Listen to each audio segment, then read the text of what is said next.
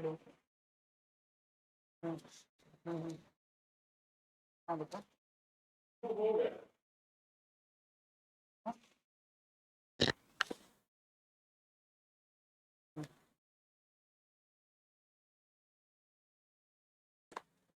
ठीक है ठीक है। Hello hello.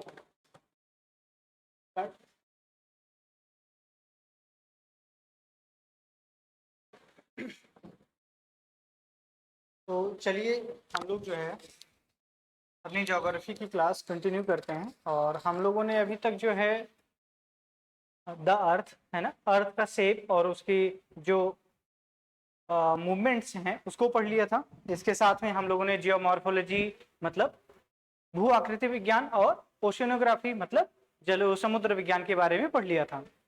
अभी थोड़ा सा लास्ट टॉपिक बचा है हम लोगों का, सैलिनिटी का है, डिस्ट्रीब्यूशन ऑफ सैलिनिटी, उसको देख लेते हैं। फिर उसके बाद हम लोग जो है आज जो भी टॉपिक अभी तक हम लोगों ने पढ़े हैं उससे रिलेटेड कुछ क्वेश्चन सॉल्व करेंगे।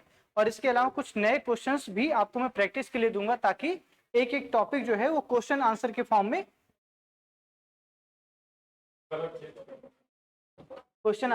में आप उसे प्रैक्टिस कर सकें, है ना। अगर इस इतना याद रखिए कि जब भी कभी है ना, जब भी मेंस का क्वेश्चन आप सॉल्व करेंगे, अगर पहले से ही उन टॉपिक्स के बारे में आपने कभी आंसर राइटिंग की होगी, है ना, कम से कम 5 से 10 क्वेश्चन अगर किसी टॉपिक पर आपने आंसर राइटिंग की है, तो इससे क्या होगा कि जब एग्जाम में नए क्वेश्चंस बनेंगे ना तो आपको बहुत सोचना नहीं पड़ेगा। आपको कुछ चीजों के बारे में तो कुछ सोचना ही नहीं होगा, आप उसको पहले से अगर प्रैक्टिस किए रहोगे ना तो वो तुरंत तुरंत एग्जाम में लिख सकोगे, वहां पर सोचने का तो टाइम बिल्कुल भी नहीं होता, है ना। देखिए ये एडवांस क्लास के रूप में नहीं बताया जा रहा है ना, यहाँ पर आपको बेसिक रूप से बताया जा रहा है कि ज्योग्राफी पढ़ते समय आपको किन किन बातों का ध्यान रखना है। तो प्रैक्टिस करना साथ साथ में बहुत जरूरी है। चलिए पहले हम लोग अपनी सैलिनिटी का वो टॉपिक खत्म करते हैं जहां से हम लोगों ने शुरू किया था। तो हम लोग देख रहे थे डिस्ट्रीब्यूशन ऑफ सैलिनिटी।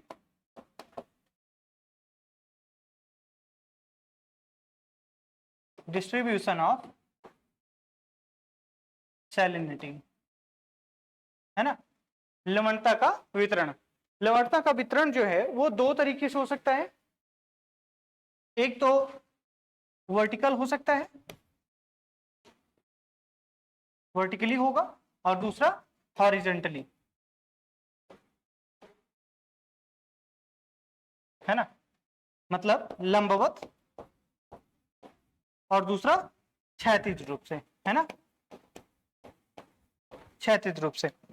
यहां पर जो लवणता है उसको हम लोगों ने डिस्कस किया था अपनी पिछली क्लास में। अगर मैं रिवीजन के लिए अगर आपको बताऊं तो जो 1000 ग्राम है ओसेनिक वाटर है, उसको अगर हम देखें तो उसमें लगभग 965 ग्राम ये शुद्ध जल होता है ना, शुद्ध जल जिसको पिया जा सकता है।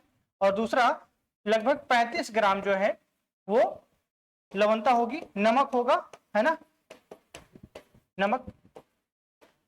तो 1000 ग्राम के जल में लगभग 35 ग्राम जो है वो नमक पाया जाता है या लवणता पाई जाती है, और लगभग 965 ग्राम जो है वो शुद्ध जल होता है।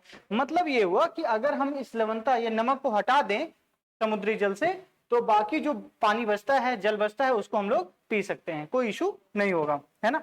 तो हमने ये सब पढ़ लिया है, अब मैं उस पर फिर से रिवीजन के लिए नहीं जा रहा हूं बहुत ज्यादा, लेकिन ये एक थोड़ा सा जानना था आपको, ये जान जाइए, है ना। हमने ये भी देखा था कि जो सैलिनिटी है उसके मुख्य स्रोत के रूप में ज्वालामुखी है, और ज्वालामुखी क्रिया में बहुत सारी चट्टानें या बहुत सारे पदार्थ जो हैं पृथ्वी के अंदर से सतह पर आते हैं। तो उन सतह में बहुत सारे जो घुलनशील पदार्थ होते हैं वो महासागरों में घुल जाते हैं, जिससे महासागरों की जो सैलिनिटी है वो बढ़ जाती है। ठीक है, तो जो एक मुख्य स्रोत है महासागरीय लवणता का वो है ज्वालामुखी क्रिया, वॉल्केनिक एक्टिविटीज। लेकिन वॉल्केनिक एक्टिविटीज देखी नहीं जा रही हैं बहुत फ्रीक्वेंटली, जैसे ऐतिहासिक रूप से देखा गया वैसा अब हो नहीं रहा है। तो फिर क्या है कि जो सैलिनिटी है वो लगभग स्थिर है, लेकिन कुछ ऐसे कारक हैं जिनकी वजह से सैलिनिटी बढ़ रही है और घट रही है कहीं कहीं पर, है ना। तो ये जो डिफरेंसेस हैं वो सिर्फ और सिर्फ जो सतही क्षेत्र है, मतलब सतही जो जल है उसी में हो रहा है। बहुत डेप्थ में जो है वो सैलिनिटी में कोई चेंजेस नहीं आ रहे हैं। वो डेप्थ में चेंजेस कैसे कब आएंगे बताइए दयाशंकर जी? कि ज्वालामुखी आएगा, है ना, तभी होगा, है ना। बाकी और कोई ऐसा कंडीशन नहीं है जिसकी वजह से डेप्थ में कभी ओसेनिक सैलिनिटी में डिफरेंस आए। तो फिलहाल हम लोग वर्टिकली देख लेते हैं पहले क्या है, वर्टिकली कैसे डिस्ट्रीब्यूशन है इसका। अगर हम देखें, एक ग्राफ बनाएं, इधर लो का, इधर हाई, है ना, हाई का, और इधर अगर देखें ये सैलिनिटी है ना, लवणता है।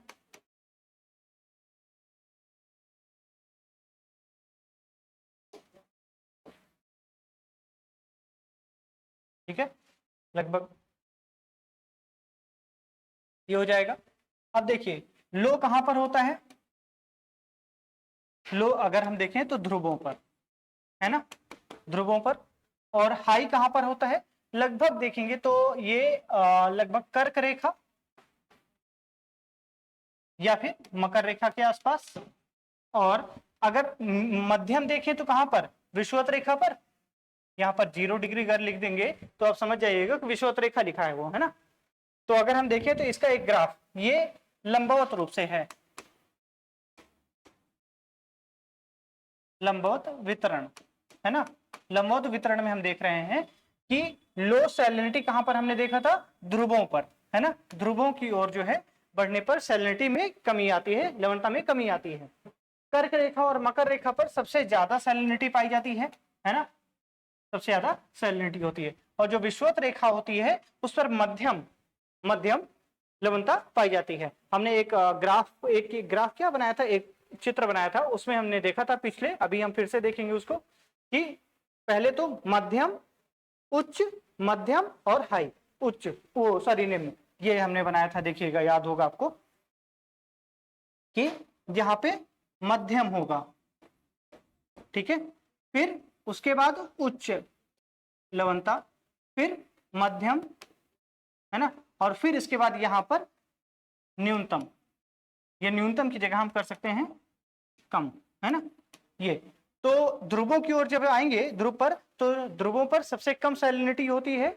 और कर्क रेखा और मकर रेखा के आसपास यहाँ पर देखिए तो उच्च होगा, यहाँ पर लिखा है उच्च, है ना। तो ये कर्क और मकर रेखा का वाला हो जाएगा। कर्क रेखा यहाँ पर होती है और साउथ में जो है वो मकर रेखा होती है। तो यहाँ पर ऐसे हो जाएगा जैसे ऊपर की ओर मध्यम, उच्च, मध्यम, निम्न, है ना, ये 4। तो ये हमने देखा था। अब देखिए डेप्थ में अगर हम जाएंगे, ये गहराई है ना। अगर हम देखें तो अगर हम, ये क्या है, इधर नीचे की ओर जाएंगे तो ये डेप्थ है ना, गहराई। और जब हम इस तरफ बढ़ रहे हैं तो क्या होगा, सैलिनिटी बढ़ रही है। अगर इस ग्राफ में देखेंगे तो एक ऐसे आएगा कुछ,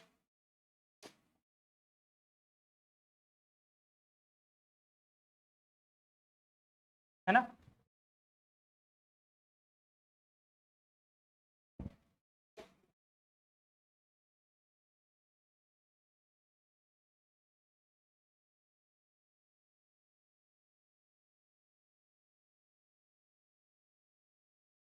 अब यहां पर देखिए इसका मतलब क्या हुआ, ऐसे ही आपको बनाना है।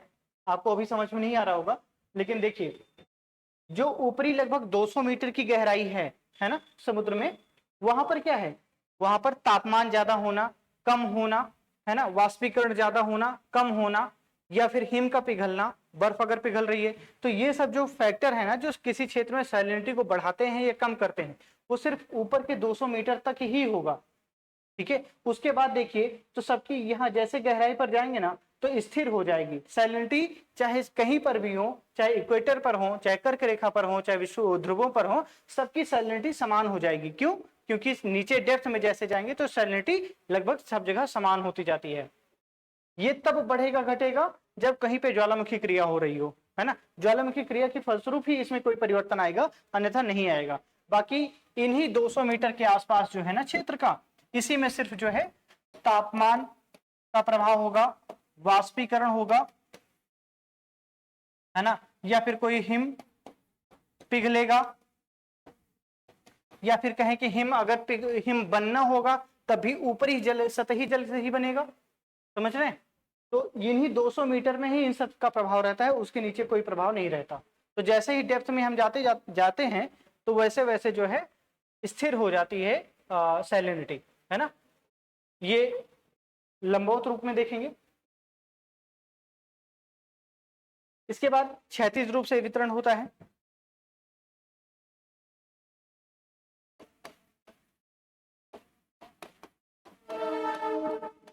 हॉरिजॉन्टली डिस्ट्रीब्यूशन जो होगा उसमें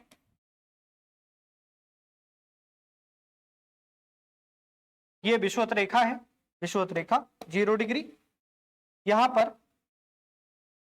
कर्क रेखा और मकर रेखा, ठीक, ये कर्क रेखा है और ये मकर रेखा है, ये है विषुवत रेखा या भूमध्य रेखा। ये लगभग 60 डिग्री वाला क्षेत्र है।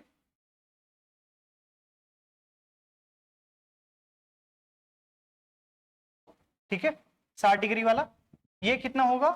23 एंड हाफ, 23.5 डिग्री। ये 23 एंड हाफ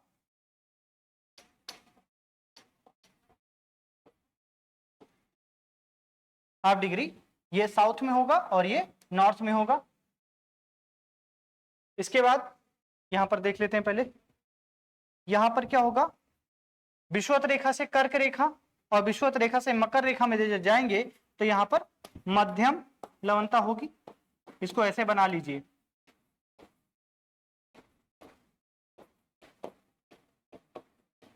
ठीक है, मध्यम लवणता। फिर ये कर्क रेखा और जो ऊपर का 60 डिग्री है,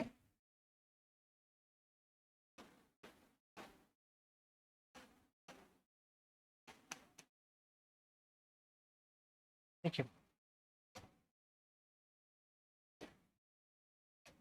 ये 45 डिग्री होगा, ये भी 45 होगा, यहां पर 60 होगा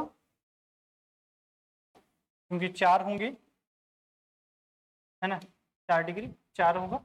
तो यहां पर क्या होगा, मध्यम, कर्क रेखा और मकर रेखा के बीच का जो क्षेत्र है वो मध्यम लवणता का क्षेत्र होगा। ऐसा इसलिए है क्योंकि यहां पर तो बारिश भी होती है और वाष्पीकरण भी होगा, है ना, वाष्पीकरण भी बराबर होता है और जो बारिश है वो भी होती रहती है।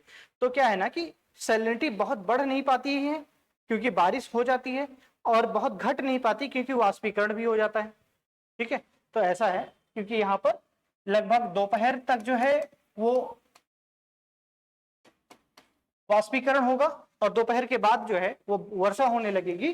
तो क्या होगा, यहाँ पर जिस मात्रा में वाष्पीकरण होगा उसी मात्रा में बारिश भी हो जाएगी। तो इससे यहाँ पर मध्यम लवणता का क्षेत्र होगा। फिर यहाँ पर उच्च लवणता, ऐसा क्यों होगा, अभी हम देखेंगे क्लाइमेटोलॉजी में कि विषुवत रेखा के आसपास से जो हवाएं ऊपर की ओर उठती हैं गर्म होकर के, वो जिस तरफ सूर्य होता है, अगर उत्तरायण में है, नॉर्दर्न हेमिस्फीयर में अगर सूर्य है, गर्मी अगर इस तरफ ज्यादा है, तो जो हवाएं हैं वो मतलब कि कर्क रेखा के आसपास उतरती हैं और इधर मकर रेखा के आसपास उतरती हैं। तो मतलब क्या हुआ कि जहां पे हवाएं उठेंगी, ठीक है, वहां पे वर्षा होगी।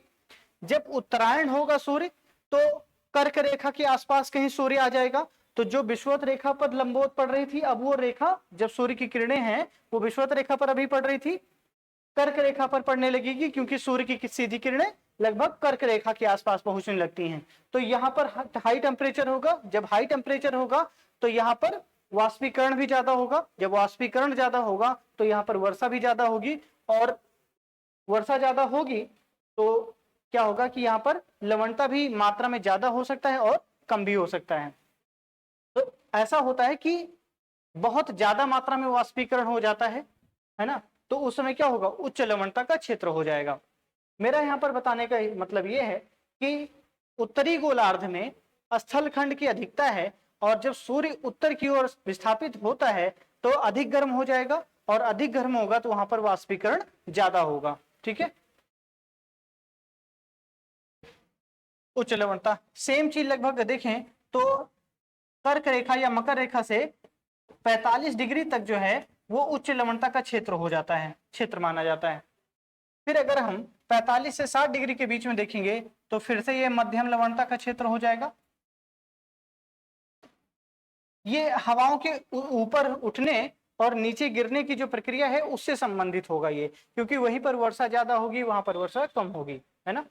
तो वर्षा का प्रभाव रहता है इस पर, यहां पर भी मध्यम हो जाएगा, मध्यम लवणता का क्षेत्र।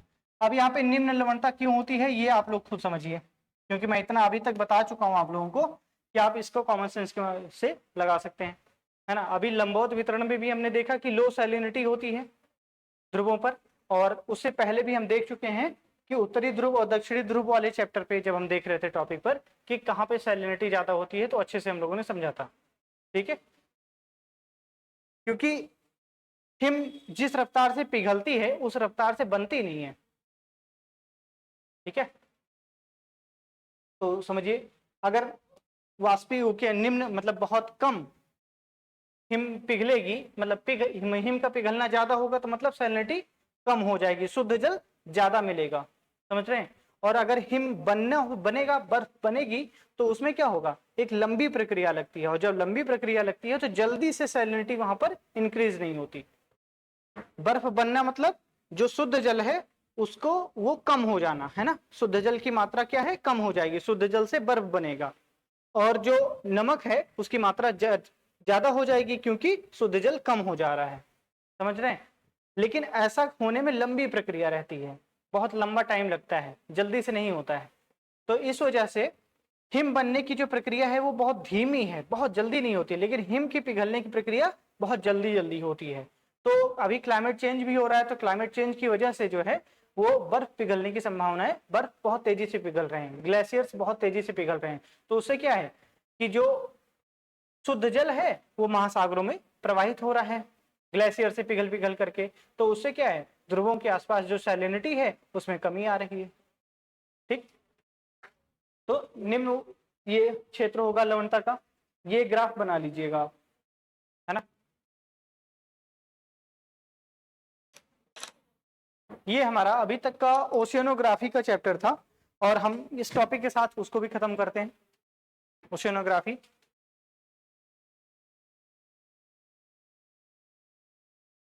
ओशियनोग्राफी में हम लोगों ने क्या क्या पढ़ लिया है, एक बार नजर डालते हैं। ओशियनोग्राफी में हमने स्टार्ट किया था महासागरीय जो नितल है ना, ओशियनिक फ्लोर है, उससे हम लोगों ने शुरू किया था। उसमें हम लोगों ने मग्न ढाल, मग्न तट, है ना, जो पहाड़ियां हैं या फिर महासागरीय मैदान है, उन सबको पढ़ लिया था। इसके बाद हम लोगों ने ज्वार भाटा देखा था, टाइड्स देखे थे, और उसको भी समझा था कि वो ग्रेविटेशनल फोर्स के कारण होता है ना। और उसमें ग्रेविटेशनल फोर्स के साथ साथ जो अपकेंद्रीय बल है वो भी लगता है ना, या फिर केंद्र विमुखी बल वो भी लगता है, तो उसके कारण ज्वार भाटा की क्रिया होती है, ज्वार भाटा आता है, और वो कई चीजों के लिए बहुत फायदेमंद होता है। हालांकि कुछ नेगेटिव इम्पैक्ट्स भी हैं, लेकिन वो नेचुरल है, वो नेचर कवर कर लेता है उतना। ठीक, तो उसमें हमारा कोई हस्तक्षेप नहीं है। फिर हमने महासागरीय जलधाराओं के बारे में पढ़ा था। तो महासागरीय जलधाराओं को हमने देखा कि जो महासागरीय जल है वो लंबी दूरी तक, हजारों हजार किलोमीटर तक जो है ट्रेवल करते हैं, ट्रेवल का मतलब आगे की ओर बढ़ते हैं, और एक निश्चित दूरी तय करते हैं। उनकी प्रकृति के आधार पर उन्हें ठंडी और गर्म जलधाराओं में विभाजित करते हैं, ये हमने देखा। फिर इसके बाद हमने ये भी देखा था कि महासागरीय जलधाराएं जो हैं वो तटीय क्षेत्रों या फिर कहें कि बहुत जो तटीय क्षेत्रों में नौसंचालन हो गया, व्यापार हो गया, वाणिज्य हो गया, है ना, रहने सहने का है, मौसम है, जलवायु है, उसको बहुत बहुत गहन तरीके से प्रभावित करती है महासागरीय जलधाराएं, है ना। ये हो गया। फिर इसके बाद हम लोगों ने क्या देखा था कि तापमान, महासागरों का तापमान कहाँ पर कम है, कहाँ पर ज्यादा है, कैसे है, क्यों है, ये सब हमने देखा था। और इसी के साथ में हमने ओशनिक सैलिनिटी या महासागरीय लवणता का टॉपिक पढ़ा था। ये सबसे छोटा टॉपिक हो जाएगा एक तरह से ज्योग्राफी में। अभी इसके बाद हम लोग क्लाइमेटोलॉजी की ओर बढ़ेंगे और उसमें काफी अच्छे अच्छे इंपॉर्टेंट टॉपिक्स हैं जहां से मेंस में भी क्वेश्चन बनता है और प्रीलिम्स में भी क्वेश्चन बनता है ना। फिलहाल अभी कम से कम 10 से 12 क्वेश्चन तो आपको कम से कम लिखने होंगे, प्रैक्टिस करने पड़ेंगे इस पर, है ना। तो फिलहाल मैं आपको क्वेश्चंस बता रहा हूँ एक एक टॉपिक से, और उसको घर पर लिखने का प्रयास करिएगा। 2-4 क्वेश्चंस मैं आपको सॉल्व भी कराऊंगा कि अप्रोच क्या होनी चाहिए, है ना। तो देख लेते हैं। शुरू से ही हम लोगों ने जब द अर्थ शुरू किया था ना, अर्थ का शेप और अर्थ के मूवमेंट के बारे में, तो वहां से हम लोग क्वेश्चंस लिखना शुरू करते हैं। तो लिखिएगा।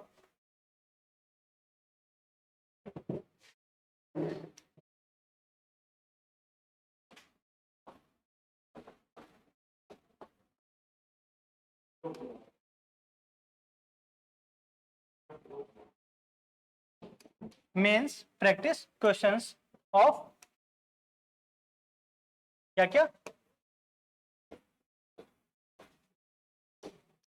अर्थ, है ना। अर्थ के बारे में जो हमने पढ़ा था वो टॉपिक, या फिर कहें कि इंटीरियर ऑफ अर्थ, फिलहाल आप उससे समझ जाएंगे। जियोमॉर्फोलॉजी, जियोमॉर्फोलॉजी और ओशियनोग्राफी।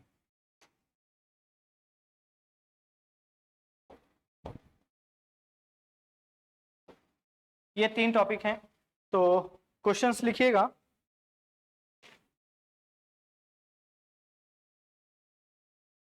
लिखिएगा,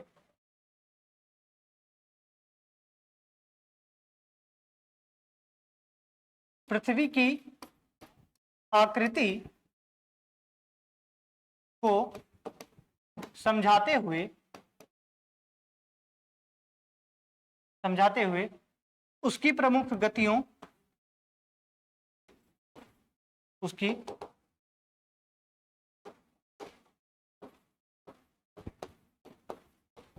प्रमुख गतियों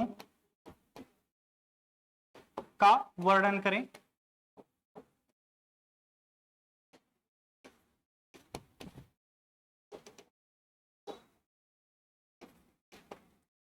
गतियों का वर्णन करें, है ना। ये क्वेश्चन नंबर 1 हो जाएगा। पृथ्वी की आकृति को समझाते हुए उसकी प्रमुख गतियों का वर्णन करें। इसको घुमा फिरा के क्वेश्चन बन सकता है। हो सकता है कि मैं सिर्फ इतना ही पूछूं कि पृथ्वी की आकृतियों का वर्णन करें, पृथ्वी की आकृति का वर्णन करें, या फिर ये लगभग, अगर मैं इसको 2 क्वेश्चन वैसे है तो है इसमें, लेकिन इसको अगर हम कहें कि 100 शब्दों में इसको लिख सकते हैं कि पृथ्वी की आकृति को समझाएं, है ना।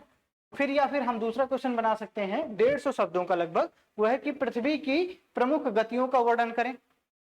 ठीक है, ये बहुत सीधा सा है टॉपिक। इसमें अगर यूपीएससी ने आपसे ये क्वेश्चन पूछ लिया तो समझ लीजिए गिफ्ट दे दिया आपको नंबर, है ना।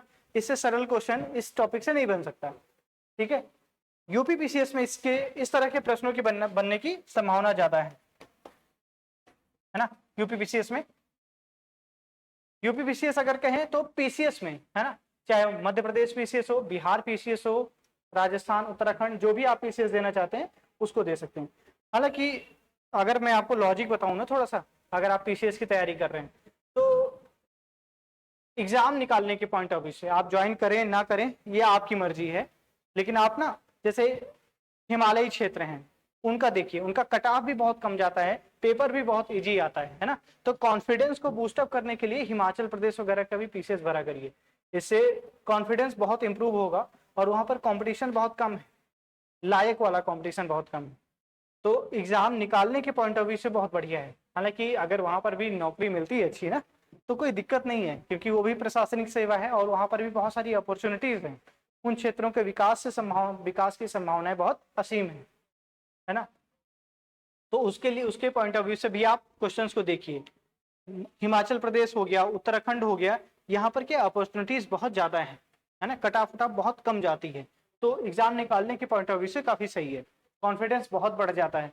आप एक बार उत्तराखंड पीसीएस देकर आइए, और अगर वहां का प्रीलिम्स निकलता है ना तो मैं गारंटी कर रहा हूँ कि यूपी पीसीएस का प्रीलिम्स कभी नहीं रुकेगा। लेकिन आप उल्टा करेंगे ना तो काफी फंस जाएंगे, क्योंकि यूपीपीसीएस फंसा लेगा आपको। ठीक है, यूपीपीसीएस आईएएस के पैटर्न को फॉलो कर रहा है। टफ उतना अभी नहीं है यूपीपीसीएस, लेकिन कंपैरिजन में अदर पीसीएस के देखा जाए तो काफी टफ हो जाता है, क्योंकि अब ये अंडरस्टैंडिंग बेस्ड क्वेश्चन पूछने लगा है ना, स्टेटमेंट देने लगा है, पहले ऐसा नहीं था। फिलहाल ये सब अलग ओरिएंटेशन क्लास का ओरिएंटेशन क्लास की चर्चा है, तो हम लोग बाद में देखेंगे। तो फिलहाल ये क्वेश्चन हो गया, इसको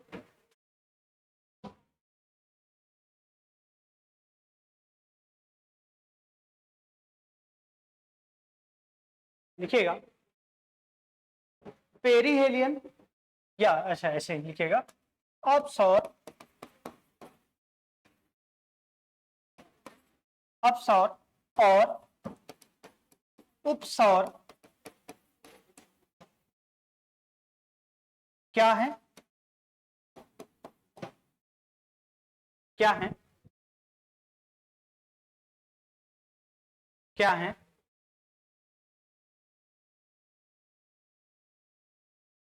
क्या है। इससे पृथ्वी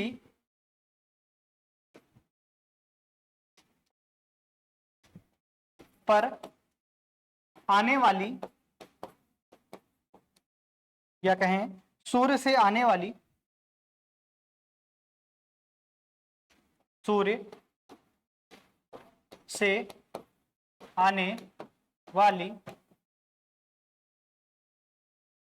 ऊष्मा का क्या प्रभाव होता है,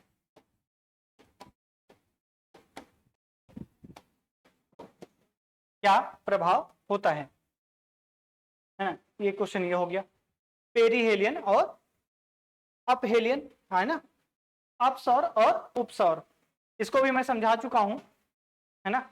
एक टाइम होता है, क्योंकि जो अर्थ है ना वो सूर्य के चारों ओर कैसे किस शेप में चक्कर लगा रहा है, ये दीर्घ वृत्ताकार, है ना। तो कहीं पर ऐसा होगा कि बहुत डिस्टेंस कम होगी अर्थ की, है ना, ये अर्थ है ये रोटेट कर रही है ना।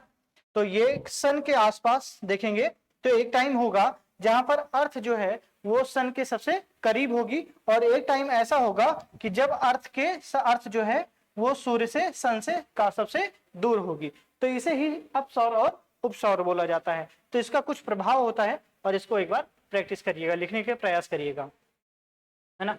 और मैं आपको अपना जीमेल दे दूंगा, अगर कोई भी कभी भी कोई क्वेश्चन लिखता है तो आप उस पर डालिएगा, और मैं उसको क्वेश्चन जो है उसको क्लास में डिस्कस करते हुए आपका क्वेश्चन चेक कर दूंगा। ठीक है, फिलहाल जीमेल लिख लीजिएगा तो ज्यादा सही रहेगा अभी।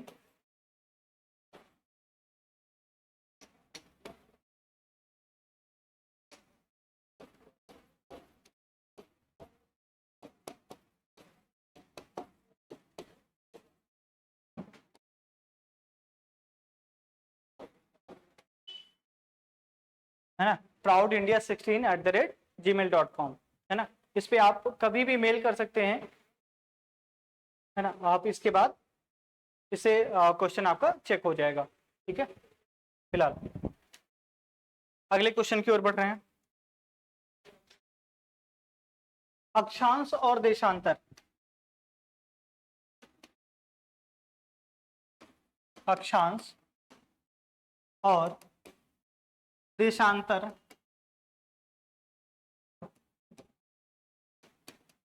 रेखाओं के महत्व को स्पष्ट करते हुए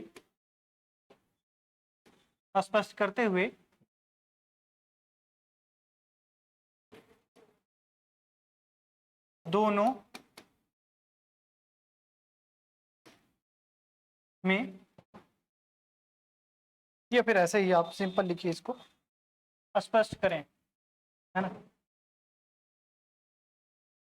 रेखाओं, इसको थोड़ा करेक्शन करेंगे,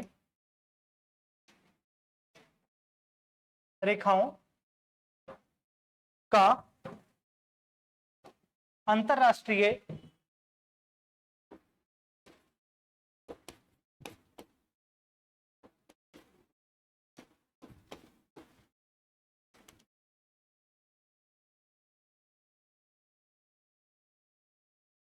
अक्षांश और देशांतर रेखाओं का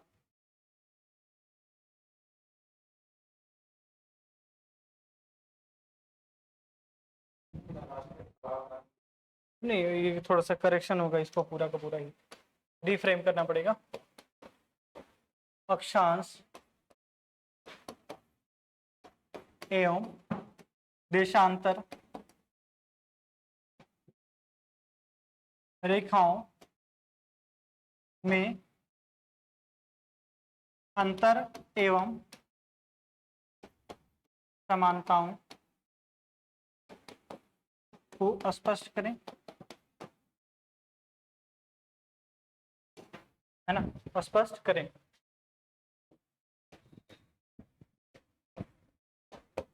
क्वेश्चन नंबर 4 में देखेंगे तो अक्षांश नहीं, देशांतर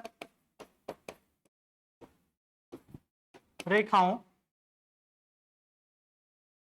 देशांतर रेखाएं, देशांतर रेखाएं क्या हैं, क्या होती हैं, क्या होती हैं? अंतरराष्ट्रीय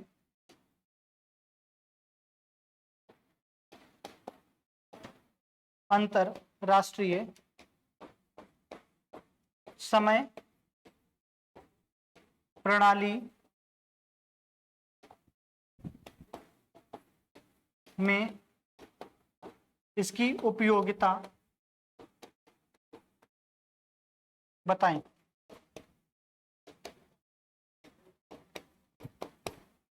इसकी उपयोगिता बताएं।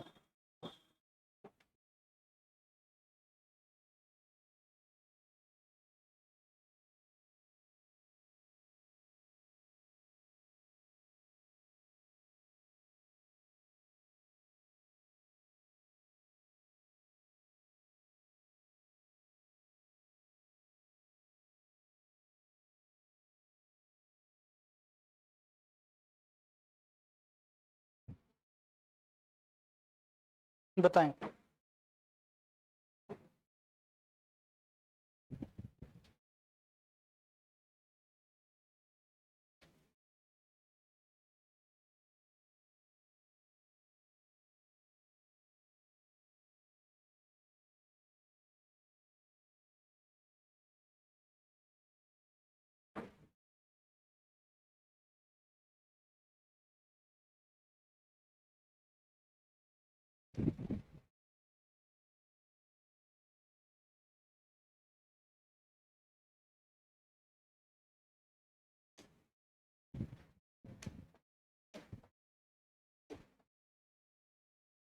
ठीक है, अब इसमें अगला क्वेश्चन लिख सकते हैं। अब ऐसी अक्षांश रेखाएं क्या होती हैं, है ना, अक्षांश और देशांतर रेखाएं क्या होती हैं, और सॉरी, अक्षांश और देशांतर रेखाएं क्या होती हैं? वैश्विक स्थिति में यदि किसी देश का पता लगाना है तो उसमें उसकी उपयोगिता क्या है, इस तरीके से प्रश्न पूछे जाने की संभावना रहेगी, है ना, मेंस में। बाकी प्रीलिम्स में ऐसे ही पूछा जाएगा, अक्षांश रेखाएं ये हैं, देशांतर रेखाएं ये नहीं है, है ना, क्या होता है, ये हो गया। इसके अलावा कोई आपको लोकेशन दे दी जाएगी, मान लीजिए इंडिया की लोकेशन दे दी गई, आपसे टाइम जोन पूछ लिया गया कि मान लो भारत में अगर 3 बज रहा है तो लंदन में कितना बज रहा होगा, है ना, मान लीजिए 82.5 डिग्री पर जो है 5 बज रहा है तो 65 डिग्री पर कितना बज रहा होगा। इस तरीके से प्रश्न प्रीलिम्स में पूछा जाएगा, हालांकि उसमें स्कोप बहुत ज्यादा हो जाता है ना, फिर भी मेंस में जो है इस तरीके से अक्षांश और देशांतर रेखाओं से प्रश्न बनेगा।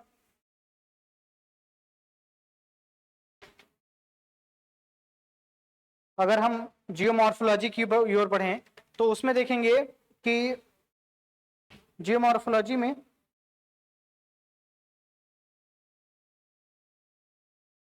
हम लोगों ने भूकंपीय तरंगों के बारे में पढ़ा था, है ना। क्वेश्चन नंबर 5,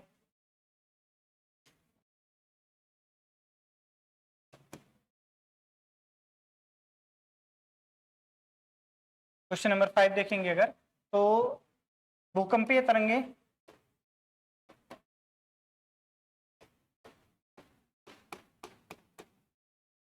क्या होती हैं क्या होती हैं?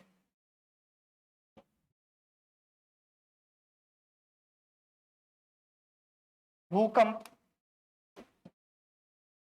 भूकंपीय क्रिया, भूकंपीय, या फिर ऐसे ही इसको लिख सकते हैं, भूकंपीय तरंगें क्या होती हैं?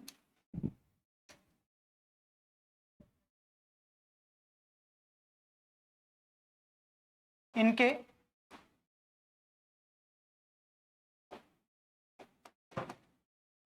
प्रकारों और इसकी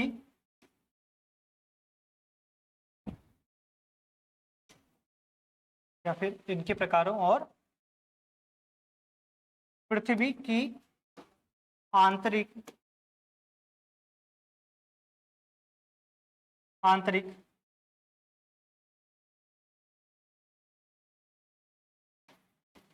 हिस्सों की जानकारी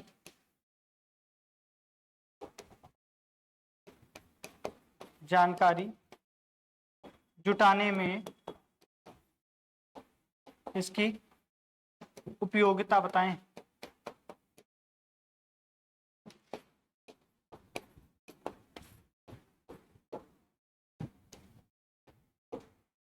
इसकी उपयोगिता बताएं।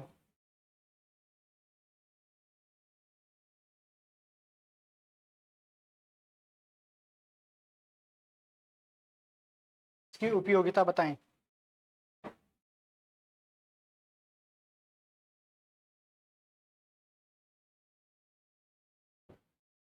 ठीक है, भूकंपीय तरंगें क्या होती हैं? अब अगर देखें छठवां क्वेश्चन, अगर तो भूकंपीय तरंगों से संबंधित अगर बनने की संभावना की पी और एस तरंगों के छाया छाया क्षेत्र को समझाएं, को समझाएं।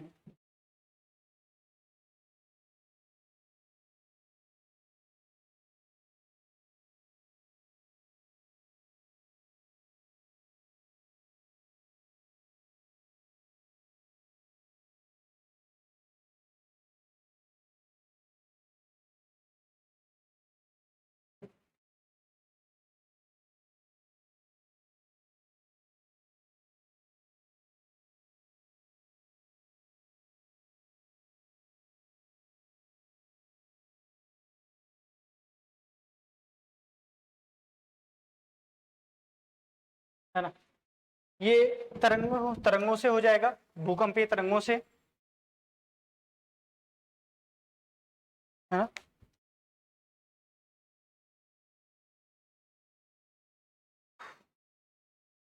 चट्टानों को अगर देखें, है ना, चट्टाने चट्टाने क्या होती हैं?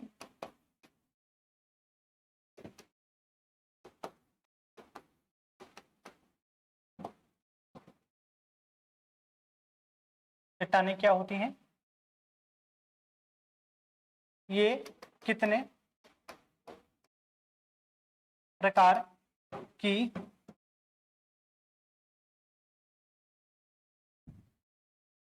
कितने प्रकार की होती हैं, एवं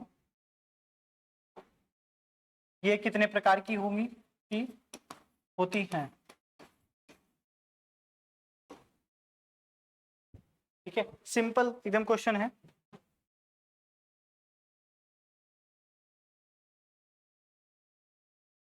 या फिर इसको अगर हम बदले हुए रूप में देखें ना, तो एक क्वेश्चन और बन सकता है, वो है चट्टानें क्या होती हैं, सेम हो जाएगा। और इसके बाद इनकी इनकी प्रमुख विशेषताओं का वर्णन करें, है ना, प्रमुख विशेषताओं का वर्णन करें।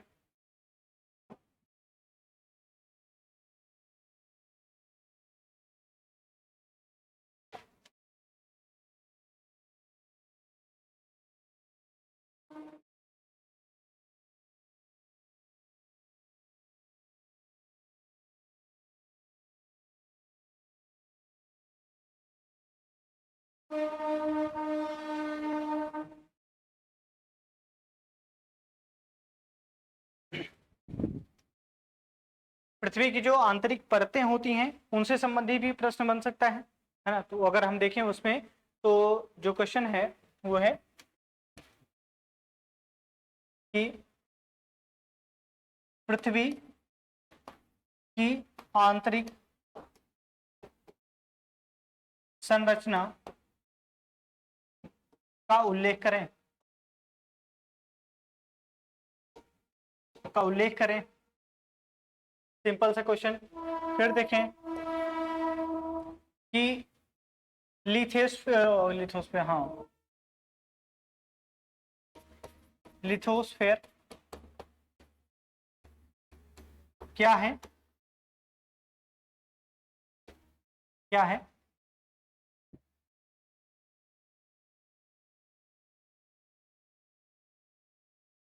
क्या है? सिंपल सा क्वेश्चन। अगर हम इसको कहें तो लगभग 100 या कहें तो 50 शब्दों में आप इसे बता सकते हैं, लिथोस्फीयर क्या है ना। पृथ्वी की विभिन्न असंबद्धताओं के बारे में बताएं। पृथ्वी की आंतरिक संरचना में असंबद्धताओं का वर्णन करें, या पृथ्वी की आंतरिक संरचना के संबंध में, के संदर्भ में, के संदर्भ में विभिन्न विभिन्न असंबद्धताओं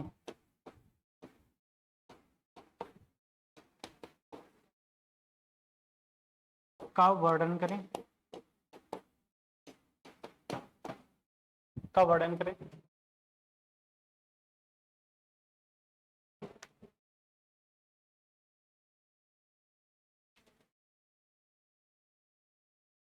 है ना। या फिर इसमें से आपको कोई एक लेयर दे दे और उसके बारे में पूछे। पृथ्वी की विभिन्न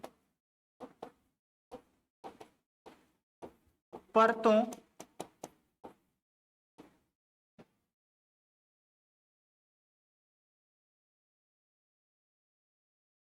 को समझाएं, है ना। ये देखिए सिंपल सा क्वेश्चन, सीधा सा एकदम। ठीक। तो इस तरह से जो भूपटल है या फिर कहें पृथ्वी की आंतरिक संरचना है, वहां से प्रश्न इस तरह से बनेगा, विभिन्न परतों से या पृथ्वी की आंतरिक संरचना से, है ना।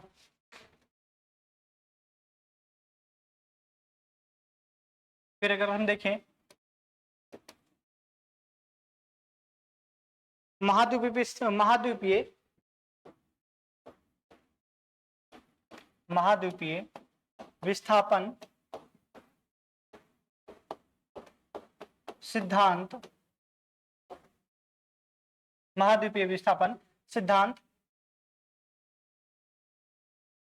क्या है, क्या है, क्या है? इसके इसकी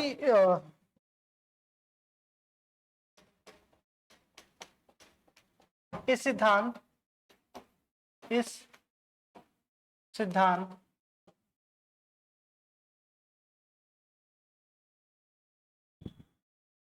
का आलोचनात्मक परीक्षण करें, आलोचनात्मक परीक्षण करें, आलोचनात्मक परीक्षण करें।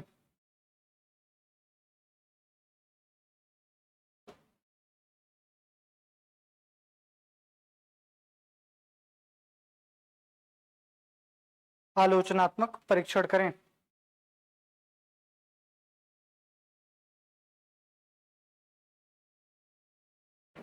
महाद्वीपीय प्रवाह सिद्धांत क्या है, या फिर हाँ ठीक है लिखिए, महाद्वीपीय प्रवाह सिद्धांत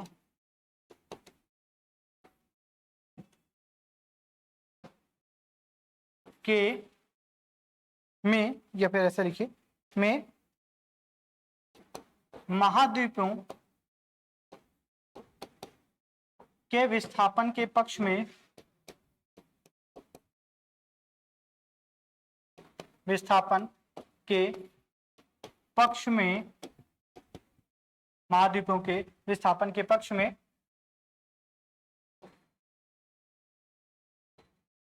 प्रमाणों का वर्णन करें, वर्णन करें।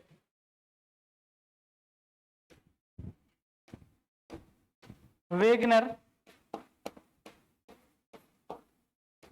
के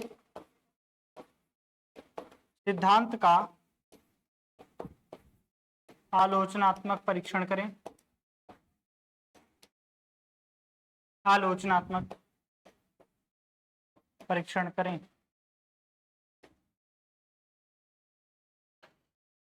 आलोचनात्मक परीक्षण करें। वेगनर, अल्फ्रेड वेगनर,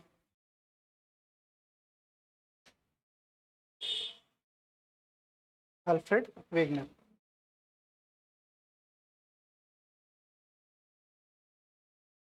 है ना। फिर प्लेट विवर्तनिकी सिद्धांत, प्लेट विवर्तनिकी सिद्धांत क्या है?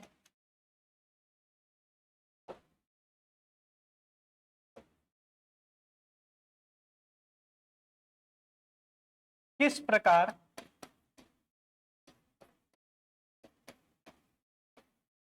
प्लेट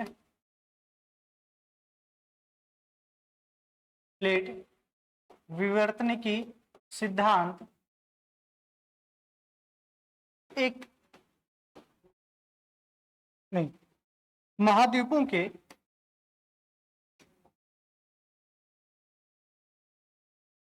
या फिर कहें कि हाँ ठीक है, महाद्वीपों के विस्थापन के संबंध में, महाद्वीपों के विस्थापन के संबंध में सर्वाधिक वैज्ञानिक व्याख्या प्रस्तुत करता है, व्याख्या प्रस्तुत करता है।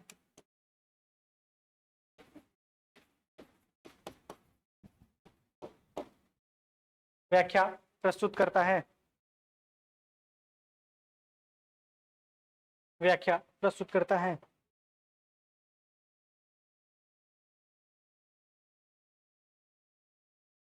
क्या लगता है ये सब प्रश्न हो जाएंगे?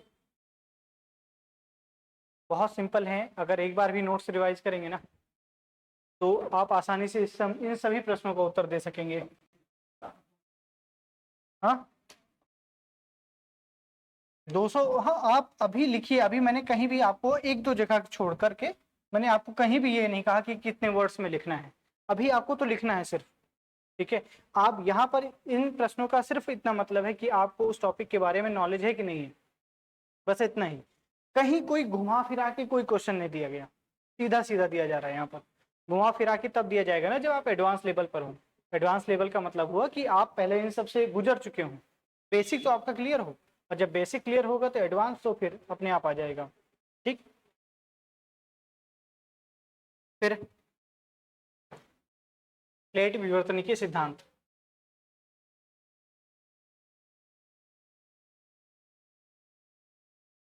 महाद्वीपीय विस्थापन सिद्धांत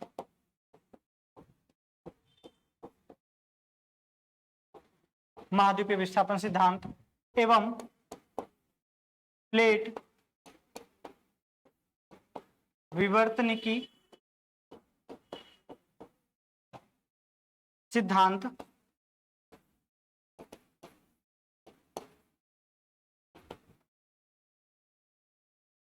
या फिर इसको ऐसे लिख सकते हैं, बेटर रहेगा, महाद्वीपों के विस्थापन के संबंध में, महाद्वीपों के विस्थापन के संबंध में, महाद्वीपों के विस्थापन के संबंध में, विस्थापन के संबंध में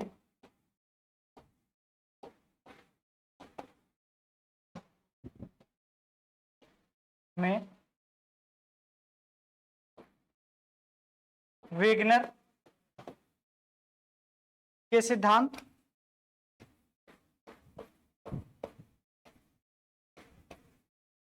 एवं प्लेट विवर्तनिकी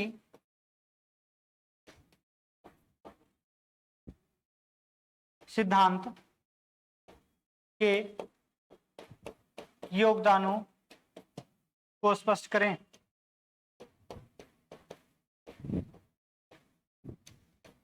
अगर ये आपको थोड़ा सा घुमा के लग रहा है तो मैं इसमें बता दूं कि इसमें आपको सिर्फ इतना बताना है कि महाद्वीपीय विस्थापन सिद्धांत क्या है ना, प्लेट विवर्तनिकी सिद्धांत क्या है, क्योंकि वेगनर ने महाद्वीपीय विस्थापन सिद्धांत दिया था। प्लेट विवर्तनिकी सिद्धांत जो है उसको आपको थोड़ा सा एक्सप्लेन करना है कि क्या है, और फिर इन दोनों ने कैसे ये समझाया, ये दोनों सिद्धांत किस प्रकार से बता रहे हैं कि महाद्वीपों का विस्थापन हुआ है।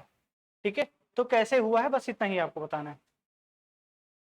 यहां पर अगर देखें किस प्रकार प्लेट विवर्तन के सिद्धांत महाद्वीपों के विस्थापन सिद्धांत में सर्वाधिक वैज्ञानिक व्याख्या प्रस्तुत करता है ना, तो मैंने आपको बताया था कि जो प्लेट विवर्तन के सिद्धांत है वो आज का जो वर्तमान समय है उसकी सबसे आधुनिक सिद्धांत माना जाता है। किस अध्ययन में, अगर भूकंपीय क्रिया हो, सुनामी हो, प्लेटों के संचलन हो, मतलब महाद्वीपों का विस्थापन हो, है ना, किसी तरह का लैंडस्लाइड या कुछ भी क्रिया हो रही है ना भूसंचलन के माध्यम से, तो उसकी सबसे वैज्ञानिक व्याख्या जो है ये प्लेट विवर्तन के सिद्धांत देता है ना। इसने यही तो बताया था प्लेट विवर्तन के सिद्धांत में कि जो प्लेटें हैं ना वो लगभग उनकी गहराई मैक्सिमम जो है वो लगभग 100 किलोमीटर के आसपास है ना, और 100 किलोमीटर के बाद जो है वो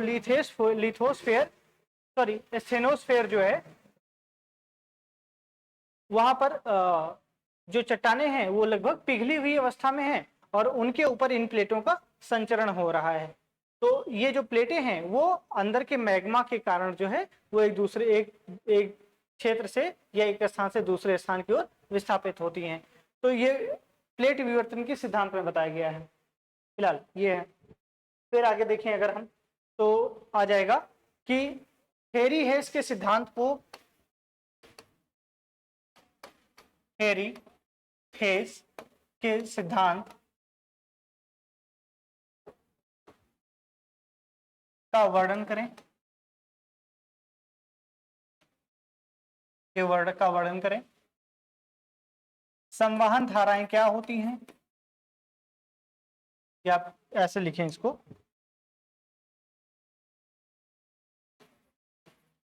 पृथ्वी की आंतरिक संरचना में,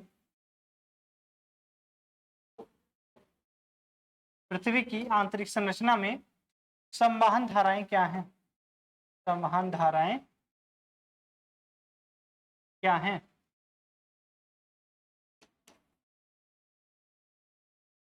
है ना। समुद्री नितल प्रसार सिद्धांत क्या है,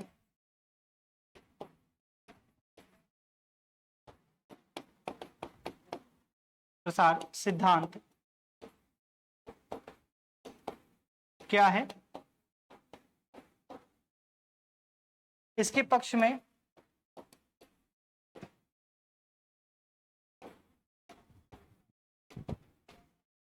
प्राप्त साक्ष्यों, नहीं ऐसे नहीं, थोड़ा सा करेक्शन हो जाएगा। इसके पक्ष में अपने तर्क प्रस्तुत करिए,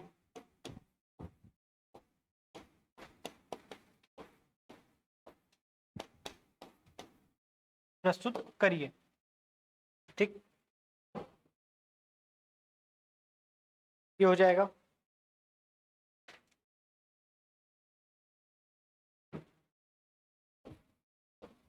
अविषादी सीमांत क्या है,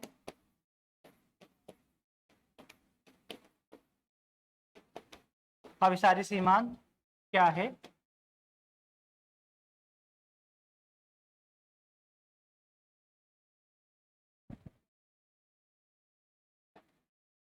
क्या है ये कि ये कितने प्रकार के होते हैं? कितने प्रकार के होते हैं? ठीक, ये कितने प्रकार के होते हैं?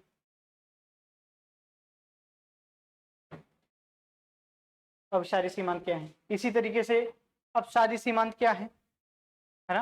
अपसारी सीमांत क्या है? ये हो जाएगा। फिर अगर हम कहें एक क्वेश्चन इससे और बनाएं तो सीमांत क्या होते हैं, है ना? सीमांत क्या होते हैं? प्लेटों का सीमांत क्या है? ठीक, ये हो जाएगा। परिप्रशांत पेटी, है ना? अगला क्वेश्चन लिखिएगा, परिप्रशांत पेटी।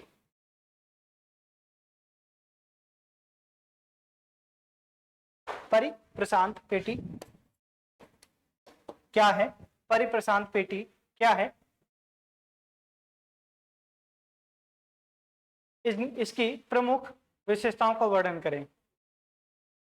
इसकी प्रमुख विशेषताओं का वर्णन करें, का वर्णन करें।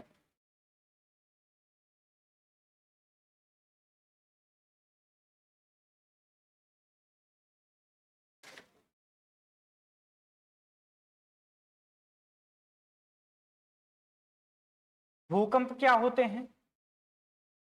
भूकंप क्या होते हैं?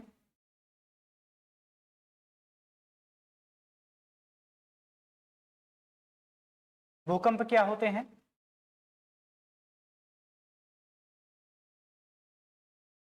भारत में भूकंपीय जोन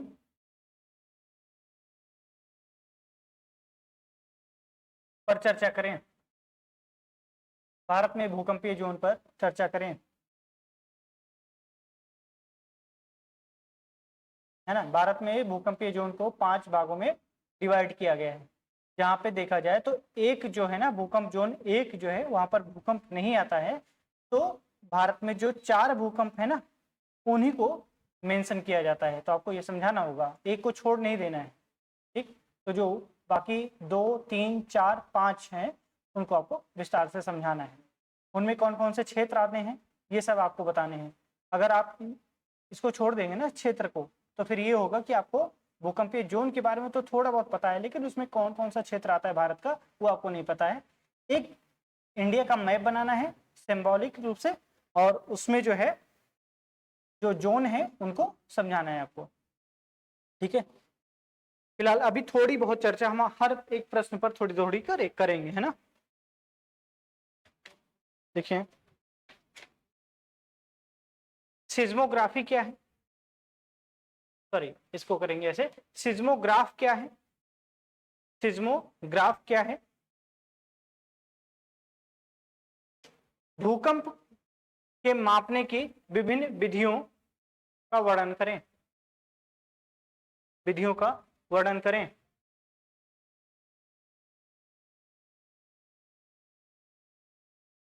का वर्णन करें।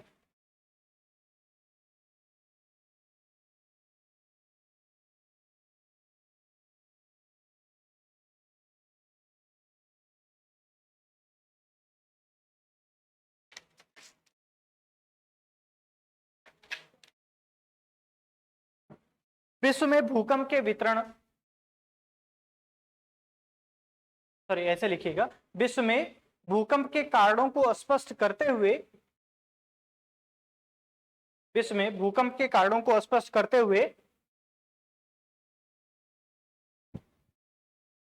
इसके वैश्विक वितरण पर चर्चा करें। पर चर्चा करें।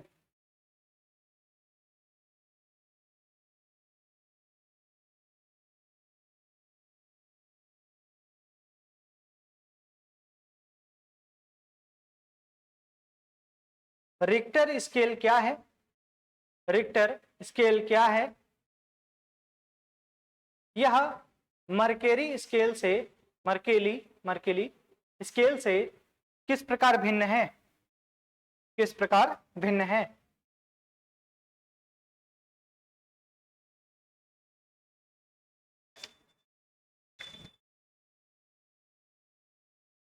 किस प्रकार भिन्न है?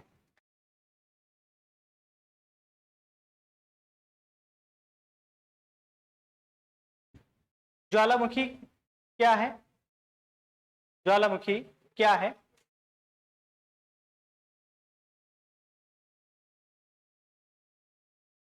ज्वालामुखी क्या है?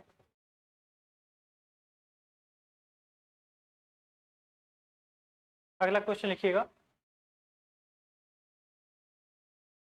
अम्लीय एवं क्षारीय लावा, अम्लीय एवं क्षारीय लावा में प्रमुख अंतर और इनकी विशेषताओं को स्पष्ट करें।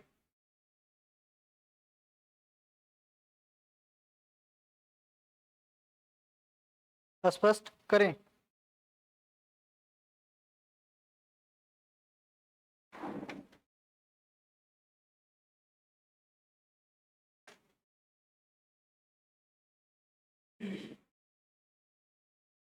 विश्व में ज्वालामुखी की कुछ सुनिश्चित पेटियां हैं।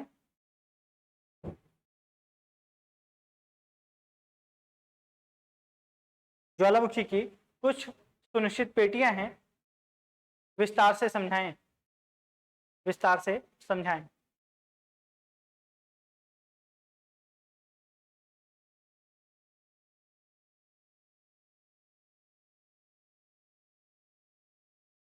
ज्वालामुखी लावा से निर्मित ज्वालामुखी लावा से निर्मित ज्वालामुखी लावा से निर्मित पठारों एवं पर्वतों के निर्माण पर्वतों के निर्माण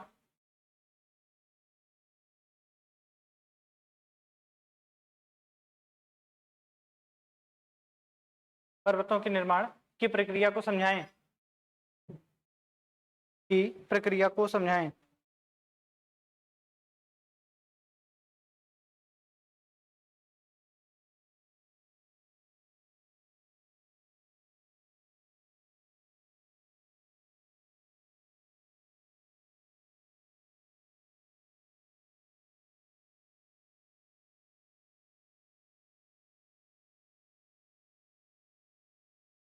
को समझाएं, है ना।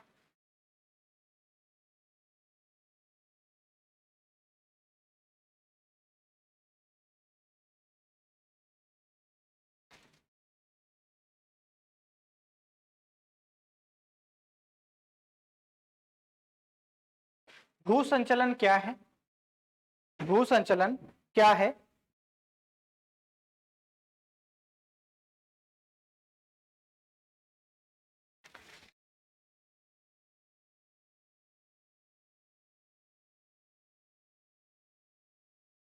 इसके विभिन्न प्रकारों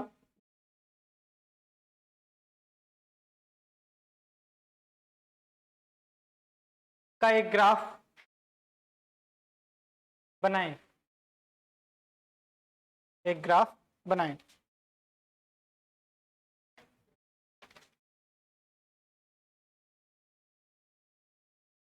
वलन क्या होता है? कितने क्वेश्चन हो गए? ठीक है। वलन क्या है?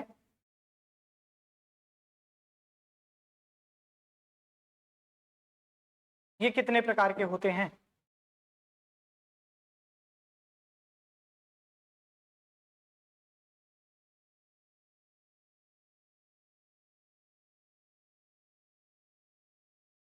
पर्वत निर्माणक भूसंचलन क्या है? पर्वत निर्माणक भूसंचलन क्या है?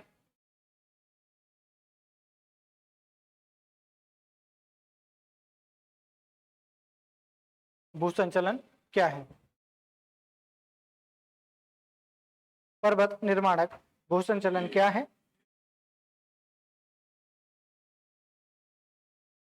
इसी प्रकार पठार निर्माणक भूसंचलन क्या है?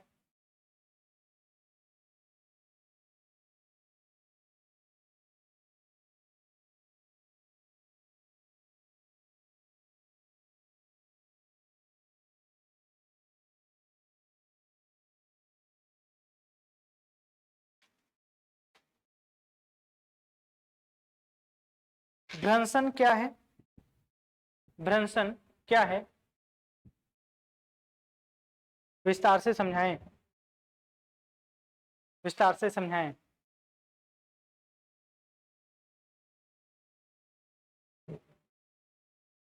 विस्तार से समझाएं। भ्रंशन के कारण भ्रंशन से निर्मित विभिन्न स्थलाकृतियों भ्रंशन से निर्मित विभिन्न स्थलाकृतियों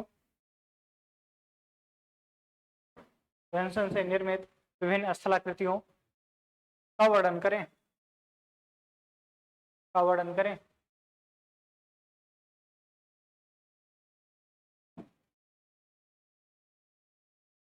का वर्णन करें। ब्लॉक माउंटेन, ब्लॉक माउंटेन और रिफ्ट घाटी या रिफ्ट वैली, ब्लॉक माउंटेन और रिफ्ट वैली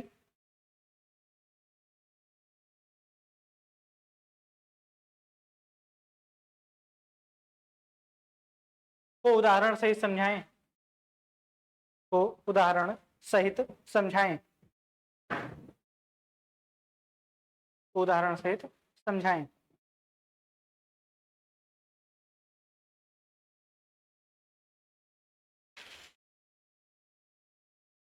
सुनामी की उत्पत्ति के संबंध में, सुनामी की उत्पत्ति के संबंध में विभिन्न कारकों का उल्लेख करें, विभिन्न कारकों का उल्लेख करें, का उल्लेख करें।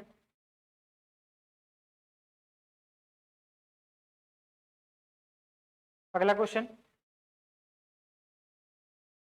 सुनामी की उत्पत्ति में, सुनामी की उत्पत्ति में अंतः सागरीय भूकंपों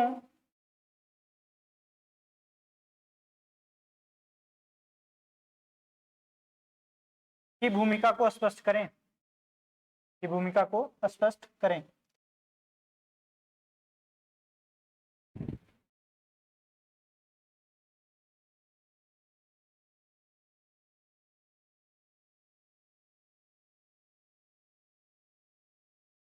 विश्व में सुनामी से प्रभावित, सुनामी से प्रभावित सुनिश्चित पेटियों का वर्णन करें, वर्णन करें।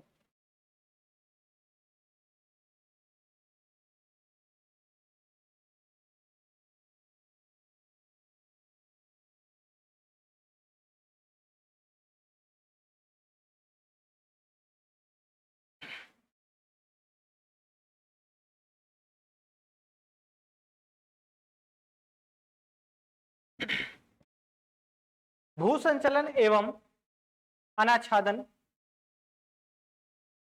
भूसंचलन एवं अनाच्छादन की प्रक्रिया को समझाएं, को समझाएं, समझाएं।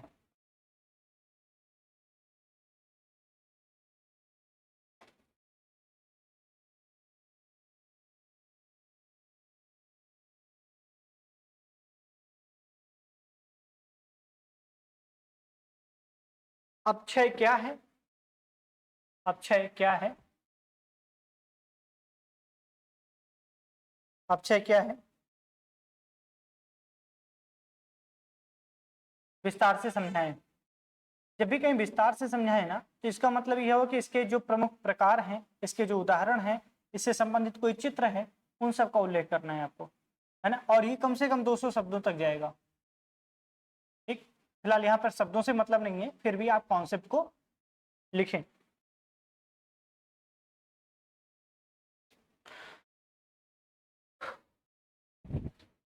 सामूहिक स्थानांतरण क्या है, समझाएं। सामूहिक स्थानांतरण क्या है, समझाएं।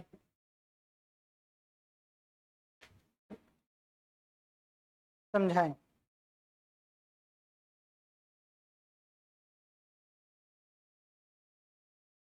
समझाएं।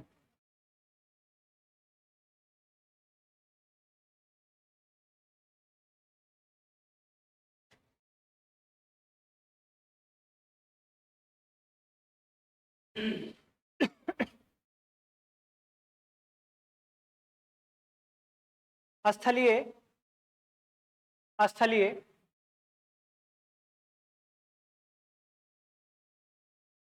भू आकृतियों को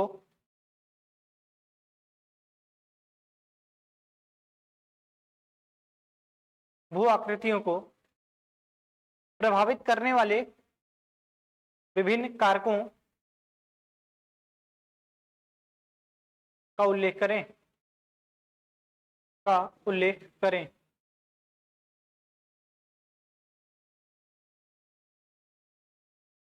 का उल्लेख करें।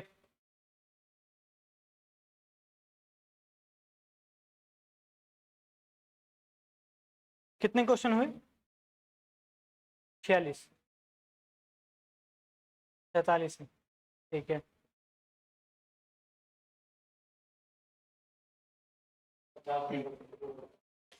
50 कम से कम होने चाहिए।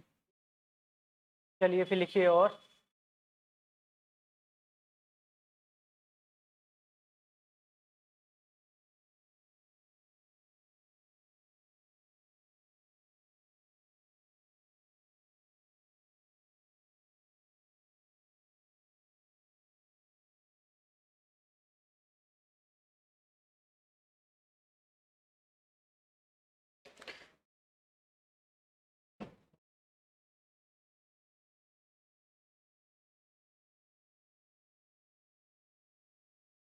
मृदा सर्पण,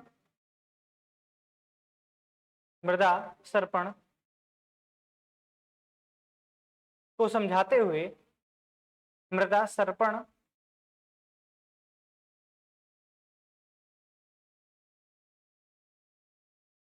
मृदा सर्पण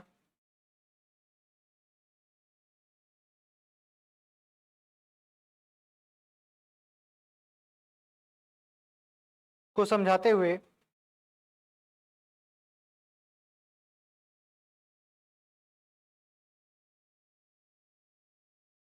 ऐसे लिखिए, मृदा सर्पण को समझाएं, है ना। थोड़ा माइक्रो क्वेश्चन हो जाएगा ये, तो समझाएं।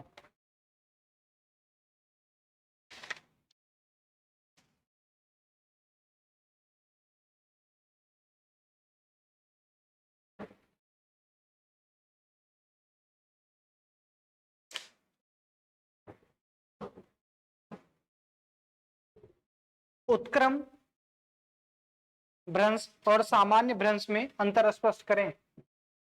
उत्क्रम भ्रंश और सामान्य भ्रंश में अंतर स्पष्ट करें।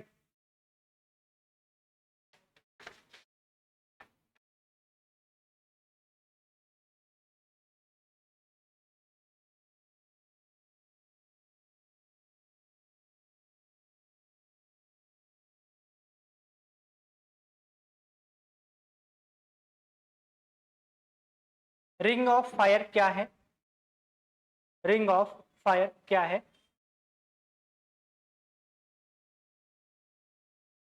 इस इन क्षेत्रों में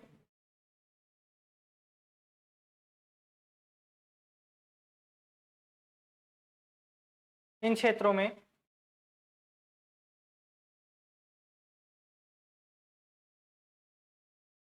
किस प्रकार की किस प्रकार की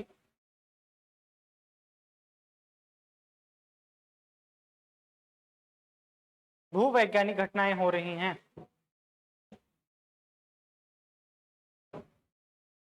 ठीक है, 50 हो गया। ओशियनोग्राफी में आते हैं। ओशियनोग्राफी में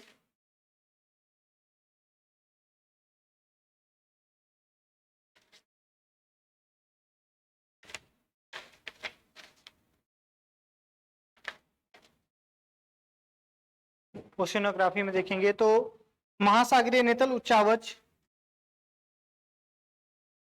महासागरीय नितल उच्चावच महाद्वीपीय नितल उच्चावच की अपेक्षा अधिक विषम है। क्यों? क्यों?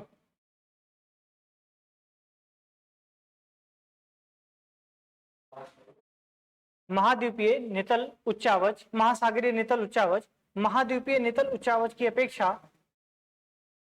अधिक विषम है। क्यों? क्यों? क्यों? महाद्वीपीय सिद्धांत सॉरी महाद्वीपीय सीमांत क्या है? महाद्वीपीय सीमांत क्या है? महाद्वीपीय सीमांत क्या है?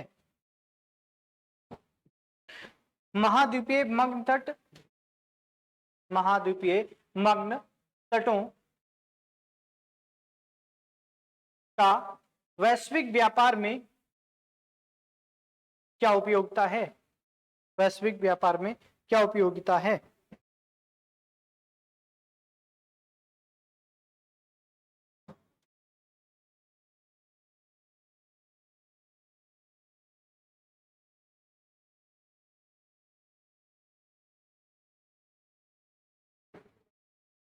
महाद्वीपीय नितल उच्चावच की विभिन्न स्थलाकृतियों, नहीं ऐसे लिखिएगा, महाद्वीपीय नितल उच्चावच, नितल उच्चावच की विभिन्न स्थलाकृतियों की विभिन्न स्थलाकृतियों का उल्लेख करें, का उल्लेख करें।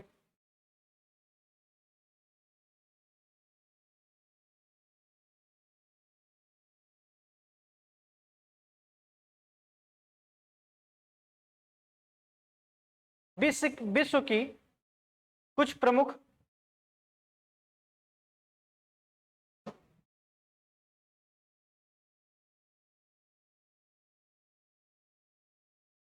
प्रमुख गर्तों का उल्लेख करें,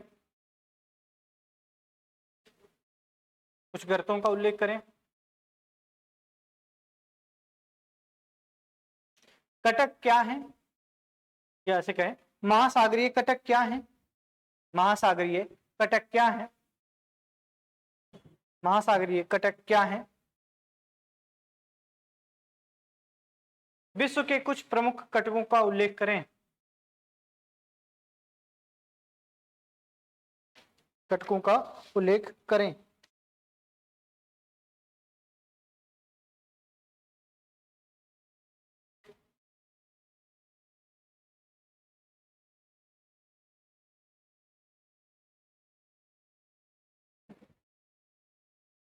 महासागरीय जलधाराएं क्या होती हैं? महासागरीय जलधाराएं क्या होती हैं और ये तटीय क्षेत्रों के जलवायु को किस प्रकार प्रभावित करती हैं? किस प्रकार प्रभावित करती हैं?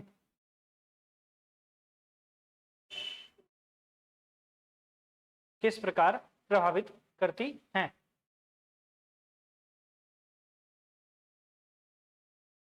एक क्वेश्चन ये लिखिएगा थोड़ा सा, है ना, अभी तक का सबसे घुमा के सबसे क्वेश्चन पूछा जाएगा और इसको लिखने का प्रयास करिएगा, गूगल भी करने की कोशिश करिएगा कि विश्व के प्रमुख मरुस्थल, विश्व के प्रमुख मरुस्थल महाद्वीपों के पश्चिमी, महाद्वीपों के पश्चिमी तटों पर स्थित हैं। क्यों? क्यों? क्यों?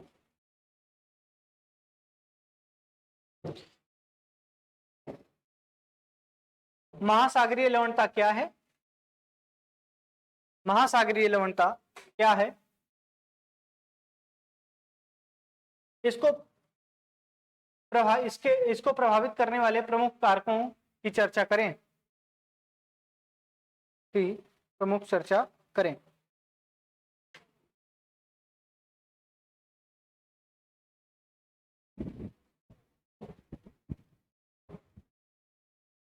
प्रमुख चर्चा करें।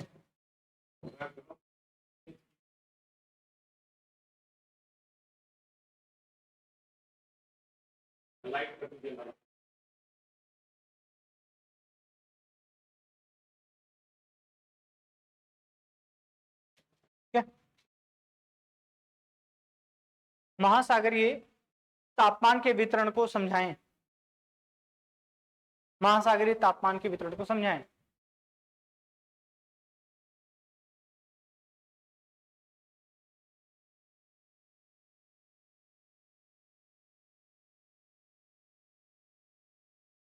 ध्रुवीय क्षेत्रों में लवणता निम्नतम स्तर पर होती है, क्यों?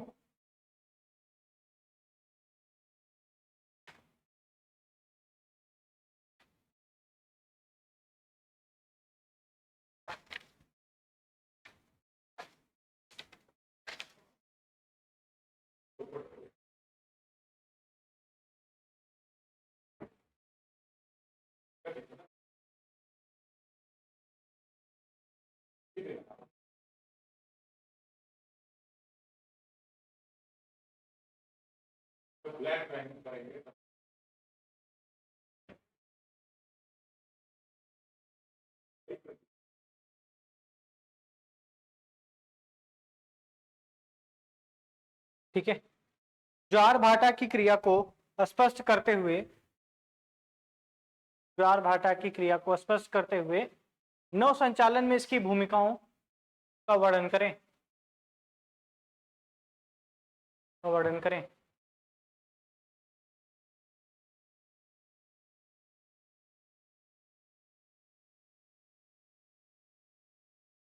ठीक है, तो अभी इतना क्वेश्चन जो है ना उसको सॉल्व करने की कोशिश करिए। लगभग 10 क्वेश्चन डेली, है ना, इससे ज्यादा तो नहीं कर पाएंगे, इतना ही कर लीजिए, बहुत है। ठीक है, समझ रहे हैं? तो कम से कम 10 क्वेश्चन डेली सॉल्व करने की कोशिश कीजिए। 6 दिन में खत्म हो जाएगा। ठीक है, 6 दिन में खत्म हो जाएगा। और आगे भी हम लोग ऐसे ही लगातार क्वेश्चंस देते रहेंगे, बनाते रहेंगे, है ना। जो एडवांस लेवल के क्वेश्चंस है ना उसको भी एक बार चाहे तो देख सकते हैं। फिलहाल अभी उसको ना ही देखिए, नहीं तो प्रेशर आ जाएगा, डिप्रेशन भी आ सकता है इससे। ठीक है कि नहीं सॉल्व हो रहा है, अभी पहले इसको सॉल्व करिए, खूब रट्टा मारिए, खूब समझिए कॉन्सेप्ट्स को। और अगर कोई कॉन्सेप्ट नहीं समझ में आया तो उसको फिर से वीडियो देखिए और फिर से समझिए, है ना। बुक्स पढ़िए, एनसीईआरटी पढ़िए, और आपको कोई भी टॉपिक हो उसको अच्छे से कवर करना है, उस पर कमांड बनानी है अपनी, इतना कि हमारा एग्जाम निकल जाए। ठीक, उससे ज्यादा कमांड बनाने की कोशिश मत करिएगा, नहीं तो फिर आप जो है ना वो दूसरे क्षेत्र में चले जाएंगे, उस क्षेत्रों की जरूरत नहीं होगी हमें। तो फिलहाल अभी इतना आज के लिए रखते हैं, फिर बाकी हम लोग कल देखते हैं, है ना। और इन प्रश्नों पर हम चर्चा करेंगे, 10-10 क्वेश्चन को डेली जो है थोड़ा थोड़ा लेकर चलेंगे और फिर डिस्कस करेंगे उसको। ठीक है।